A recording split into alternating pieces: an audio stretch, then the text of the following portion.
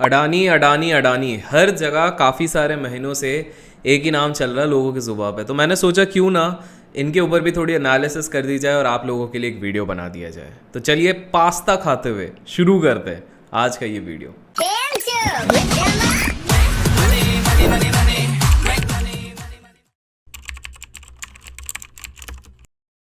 जो सबसे पहली चीज़ जो हमको समझनी पड़ेगी वो ये है कि लास्ट एक साल में अडानी ग्रुप के स्टॉक्स ने आखिर किस प्रकार का ग्रोथ दिया है, आप भी जान के हैरान हो जाओगे। अडानी पावर की बात करूँ तो 700% का रिटर्न दिया है। अडानी एंटरप्राइजेस की बात करूँ तो करीब करीब 1600% का रिटर्न दिया है। अडानी ग्रीन की अगर मैं बात करूँ तो करीब करीब 1300% का रिटर्न दिया है। अडानी टोटल गैस की बात करूं तो 2500% का रिटर्न दिया है। और अडानी पोर्ट्स और विलमार की भी अगर मैं बात करूं तो अप्रॉक्सीमेटली 100% के ऊपर ही दिया है। हमने जब अपने एक वीडियो में पहले बताया था, कुछ मंथ्स पहले जो हमने शूट किया था, जब एक जर्नलिस्ट ने ट्वीट किया था रिगार्डिंग अडानी ग्रुप के स्टॉक्स और वो बहुत बुरी तरीके से गिरे थे, तब हमने एक चीज़ कही थी कि ये फॉल टेम्प्रेरी होगी। रीज़न ये है कि एक फोर्ब्स रिचेस्ट लिस्ट की एक रेस लगी हुई है और आप आज देख सकते हैं किस प्रकार से गौतम अडानी जी की रैंक बढ़ती जा रही है। तब काफ़ी सारे लोगों ने मजाक भी बनाया, लेकिन आज आप लोग देख सकते हैं किस प्रकार से अडानी ग्रुप के स्टॉक्स बढ़ रहे हैं। वह जाहिर सी बात है कि मुकेश भाई जी का जो नेटवर्थ है वो इस रेस में इसलिए गौतम अडानी जी छोड़ गए बिकॉज मुकेश भाई का जो कोर हार्डकोर कंपनी है वो भले ही अच्छा रिटर्न दे रहा है, बाकी सारी कंपनीज उतनी एक्स्ट्रॉर्डिनरी रिटर्न्स नहीं दे रही हैं। वहीं पर गौतम अडानी जी के अगर पूरे ग्रुप ऑफ कंपनीज की बात करें जिसके बारे में हमने जस्ट अभी बात करी, वो सारे के सारे स्टॉक्स रिटर्न दे रहे हैं।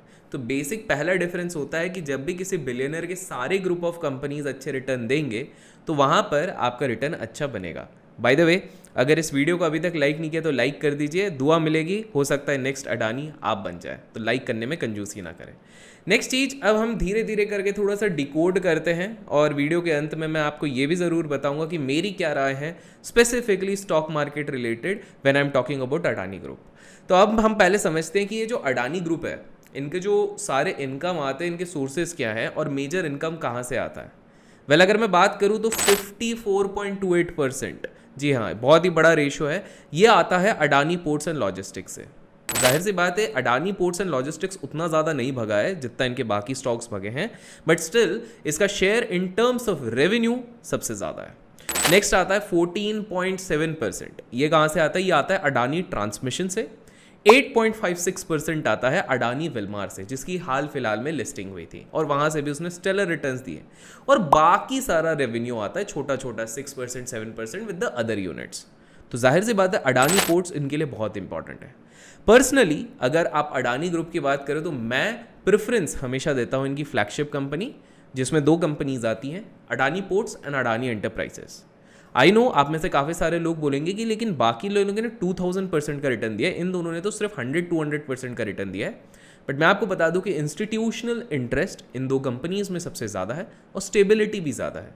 फ्लोट की भी यहाँ पर कोई इशू नहीं है और इसी चक्कर में मेरा प्रेफरेंस, पर्सनल प्रेफरेंस यहाँ पर रहता है और ये एक एजुकेशनल पर्पज़ के लिए मैं बता रहा हूँ, कोई टिप या सर्विस नहीं दे रहा हूँ। अब मैं आपसे बात करूँगा कि अडानी जी के पास एज क्या है। देखिए, हम सबको पता है कि सूनर और लेटर हर कोई ग्रीन एनर्जी की तरफ बढ़ने वाला है और ऐसे में जो ग्रीन हाइड्रोजन है उसकी डिमांड बहुत ज़्यादा बढ़ेगी। पर आपको पता है कम समय में रिलायंस के बाद जो नेक्स्ट नंबर जिसका आया है इस सेगमेंट में वो है अडानी एंटरप्राइजेस का। कमेंट्स में ज़रूर बताइएगा आपको क्या लगता है कि जिस स्पीड में अडानी जी आगे जा रहे हैं, मुकेश भाई को कितना टाइम लगेगा इनको मैच करने का? क्या मैच कर भी पाएंगे या उनके दिन चले गए? कमेंट्स में ज़रूर बताइएगा। It will be interesting to note लोगों की क्या प्रतिक्रिया है। गौतम अडानी जी ने एक और स्मार्ट मूव किया था। फिलहाल उन्होंने अनाउंस किया है हेल्थ केयर स्पेस में अपनी एंट्री के बारे में। गौतम अडानी जी का मानना है कि health care is going to be the next big thing और इसलिए $4 बिलियन का इन्होंने यहाँ पर इन्वेस्टमेंट का भी अनाउंसमेंट किया। इस स्पेस में ये ना केवल हॉस्पिटल्स, ना केवल डायग्नोस्टिक्स, ना केवल लैब्स, बट साथ में डिजिटल डिस्ट्रीब्यूशन या फिर डिजिटल फार्मास्यूटिकल्स में भी एंटर करेंगे, जो कि एक गेम चेंजर हो सकता है मेरे दोस्तों, बिकॉज ये एक बहुत ही बड़ा स्पेस है।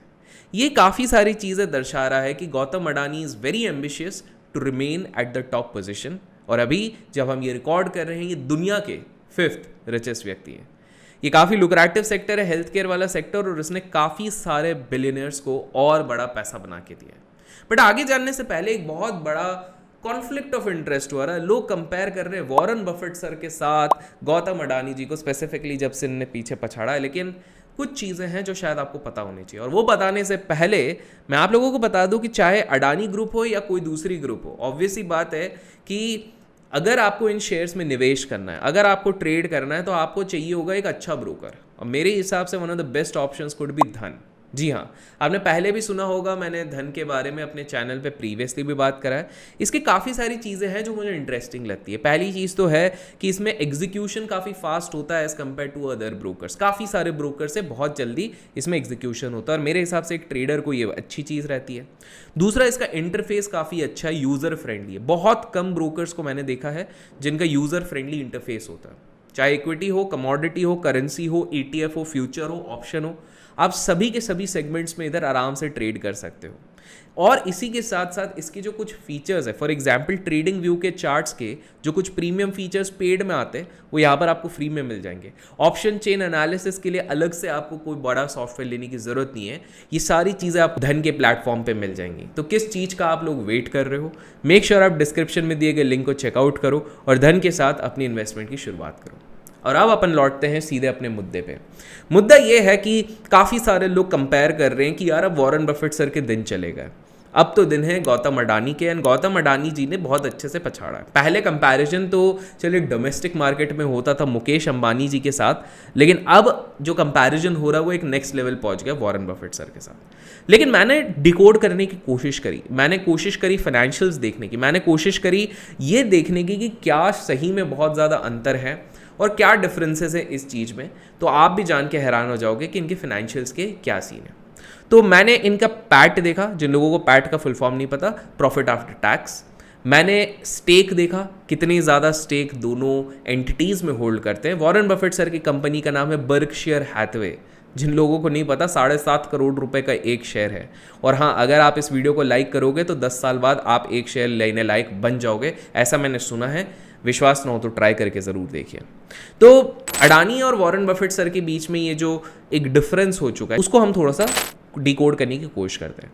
आप लोगों को बता दो कि वॉरेन बफेट सर का जब आप स्टेक देखते हो बर्कशायर हैथवे में, तो वो वहां से करीब करीब 16% के आसपास निकल के आता है। गौतम अडानी सर के सारे ग्रुप्स के साथ मिला दो तो एक majority stake Gautam Adani sir के पास आ जाता है। This is definitely giving him very distinct edge. ये एक तो पहली चीज हो गई। दूसरी चीज जो आपको यहां पर समझनी पड़ेगी कि अगर आप प्रॉफिट आफ्टर टैक्स की बात करो और वैल्यूएशंस वाइज आप अगर बात करो, तो मार्केट अभी अडानी ग्रुप को दे रहा है करीब करीब 185 से लेकर 190 टाइम्स का वैल्यूएशन। वहीं पर वॉरेन बफेट सर की कंपनी को मिल रहा है करीब करीब 8 टाइम्स का। इसको थोड़ा सा अगर मैं ब्रेक डाउन करूं तो 16% जो वॉरेन बफेट सर होल्ड करते हैं वो बर्कशायर हैथवे का, तो एज ऑफ नाउ वो करीब करीब 700 से 750 बिलियन डॉलर की कंपनी है। उस हिसाब से अगर आप 16% निकालोगे तो करीब करीब 120-125 बिलियन डॉलर निकलेगा, जो कि वॉरेन बफेट सर की नेटवर्थ निकलती है।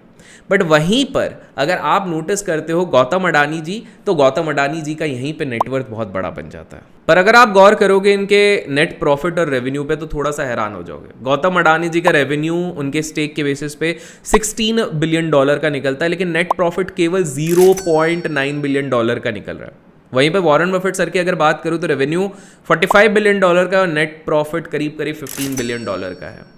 हाल फिलहाल के चलते जो यूफोरिया है, वहां पर अडानी ग्रुप को करीब करीब 195 टाइम्स का वैल्यूएशन मिल रहा है प्रॉफिट आफ्टर टैक्स, वहीं पर वॉरेन बफेट सर को 8 टाइम्स मिल रहा है। तो रियलिस्टिकली अगर मैं देखूं तो मैं हैरान नहीं होऊंगा आने वाले कुछ सालों बाद अगर वॉरेन बफेट सर वापस अपनी चीज़ को रिगेन करके ऊपर आ जाए। एक और चीज़ है कि अगर आप प्रोजेक्ट्स की भी अगर मैं बात करता हूं तो वॉरेन बफेट सर की अगर मैं बात करूं तो उनको ऐसा नहीं है कि he is getting enormous support from government या फिर कुछ गवर्नमेंट रिलेटेड चीज़ों से उनका ताल्लुक है।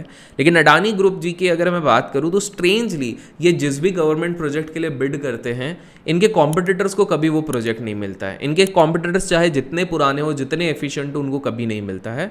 पता नहीं गौतम अडानी जी को मिल जाता। मेरे को लगता है शायद अडानी ग्रुप में टैलेंटेड लोग ज़्यादा हैं, और जैसे कि अंग्रेजी में एक कहावत है आजकल बड़ी प्रचलित है, that today it is not about work, it is about network. तो पता नहीं मैंने ये लाइन क्यों बोली है, समझदार को इशारा काफ़ी है। एनीवेज, सो गौतम अडानी जी के ऑप्टिमिज्म और विजन को तो मैं बिल्कुल सलाम करता हूँ, बिकॉज उनका मानना है कि 2050 तक भारत की इकोनॉमी करीब $30 ट्रिलियन हो जाएगी, और मैं इस चीज़ पे भी हैरान नहीं होऊंगा if that becomes a possibility. मुझे तो लगता है हो सकता है उससे पहले हो जाए, तो इस मामले में शायद मैं उनसे ज़्यादा पॉजिटिव हूँ। बट उनका ये भी कहना है कि कोई भी भूखा पेट नहीं रहेगा, इस चीज़ पे शायद मैं एग्री नहीं करता हूँ। मेरे को लगता है इनकम डिस्पैरिटी और बढ़ जाएगी, गरीब और गरीब हो जाएगा, अमीर और अमीर हो जाएगा। आपका क्या कहना है कमेंट्स में ज़रूर बताइएगा, लेकिन अगर सही में गरीबी मिट गई तो बहुत मज़ा आ जाएगा। अब आते हैं मेरे राय पे शेयर होल्डर्स के लिए। मेरा एक सिंपल सा राय है कि अगर आपको फ्रेश इन्वेस्टमेंट्स करने भी हैं तो सेफर साइड पे अगर रहना, तो फ्लैगशिप कंपनीज जो हैं अडानी एंटरप्राइज और अडानी पोर्ट्स, वो मुझे ज़्यादा सेफ लगती हैं। रीज़न सिंपल सा है, डेट ज़्यादा नहीं है कंपेयर अगर बाकी ग्रुप के साथ करें, प्लस यहाँ पर इंस्टीट्यूशनल इंटरेस्ट ज़्यादा है तो मैनिपुलेशन के चांसेस कम हो जाते हैं। मैं ये नहीं कह रहा हूँ कि बाकी सारे स्टॉक्स नहीं बढ़ेंगे, बढ़ने को कोई लिमिट नहीं कह सकता, बहुत ज़्यादा भी बढ़ सकते हैं यहाँ पे, बट अगर किसी को सेफ बेट लेना है तो ये बेटर है। जो लोग ऑलरेडी बाकी ग्रुप ऑफ कंपनीज को होल्ड करते हैं वो ट्रेलिंग स्टॉप लॉस के साथ इसको होल्ड कर सकते हैं, बिकॉज अपसाइड लिमिट अभी तक आप कह नहीं सकते हो। जिस स्पीड में गौतम अडानी जी बढ़ रहे हैं, क्या पता उनने अपनी इंटरनल टीम को ये बोल के रखा होगा कि मेरे को दुनिया का रिचेस्ट व्यक्ति बनना है, और अगर उनने ये ठाना हुआ है तो उनको कोई नहीं रोक सकता है। दूसरी चीज़ अगर मैं बात करूँ अडानी ग्रीन, अडानी ट्रांसमिशन, तो इनके पी वैल्यूएशन मुझे बहुत ज़्यादा महंगे लगते हैं। बाजार अभी तो उनको रिवॉर्ड कर रहा है, लेकिन आगे चल के कर पाएगा कि नहीं ये मुझे नहीं पता। लेकिन मुझे एक चीज़ पता है कि बाजार में मूवमेंट दो चीज़ों के मिश्रण से होती है, एक होती है स्पेक्युलेटिव मूव, दूसरी होती है फंडामेंटल। इन दोनों का मिक्स होकर मार्केट चलता है, कोई भी स्टॉक चलता है। और अडानी ग्रुप में मुझे स्पेक्युलेटिव मूव के कारण ज़्यादा मूवमेंट दिख रही है रैदर फंडामेंटल। मैं हो सकता है यहाँ पे पूरी तरीके से गलत भी हूँ, तो प्लीज़ इसे नॉलेज बेसिस पे लीजिए, ना कि एक पत्थर की लकीर के बेसिस पे। सो एग्जिस्टिंग शेयर होल्डर्स आप होल्ड कीजिए, ट्रेल करते जाइए एक स्टॉप लॉस के साथ, वो आपके लिए सबसे बेटर रहेगा। और अगर आप चाहते हो इसी तरह से मैं आगे चल के भी काफ़ी सारे ग्रुप ऑफ कंपनीज का विश्लेषण करूं, तो लाइक और शेयर करना ना भूलिएगा। जिनको नई एंट्री करनी है वो पुल बैक का वेट कीजिए, वो ज़्यादा सेफर रहेगा। And till then keep learning, keep growing, keep investing and keep trading.